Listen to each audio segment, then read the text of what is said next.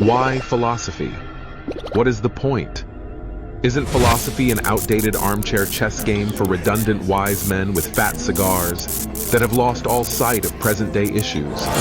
Isn't philosophy something for the seasoned academic with fluffy beards, priding themselves on their gigantic metaphysical air castles they have erected? Some people might think philosophy is just a bunch of old dudes sitting around in togas, talking about meaningless stuff. But let me tell you, philosophy can be really important for everyday life. And I'm going to break it down for you in a way that will leave any kitchen table philosopher puzzled for at least the next 2 millennia. First of all, ever heard about Socrates? You know, the Greek guy with the beard and white pajamas? He famously said, "The only true wisdom is knowing you know nothing." Now that might sound crazy coming from me, but how many times have you been in an argument with someone who thinks they know everything, and you felt like a complete no-no? You felt bad, didn't you?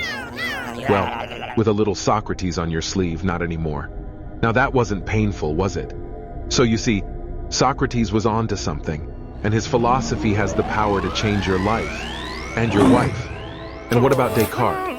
You know, the French dude that got so hung up on philosophy that he almost couldn't think of anything else, just before he realized that that was exactly the answer he was looking for. Let's be honest, how long have you been wondering who the hell you really are, while Descartes had it all worked out all along? He said, "I think, therefore I am." That might sound like a bunch of gibberish to you, but think about it. Have you ever been not thinking and not being you at the same time? Okay, you might have been in a drinking situation once or twice that was so persuasive that you could not tell your shoes from a hole in the door. But that aside, this philosophy stuff really brings the cat home from a long, stray walk around Confucico streets, and I haven't even started yet.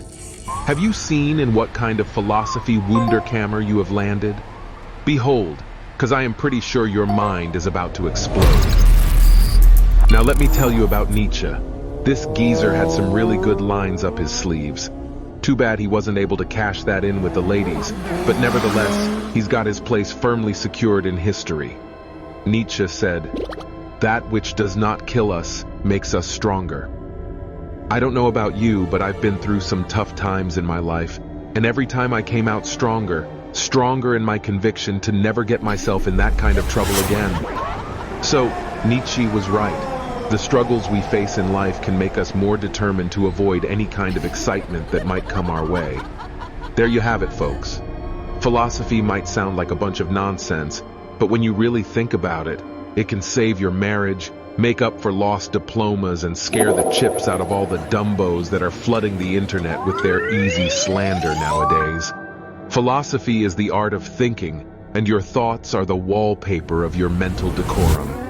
The way you think can be decisive in how your life turns out, but your outdated life philosophy can also determine how deep your next existential crisis will be.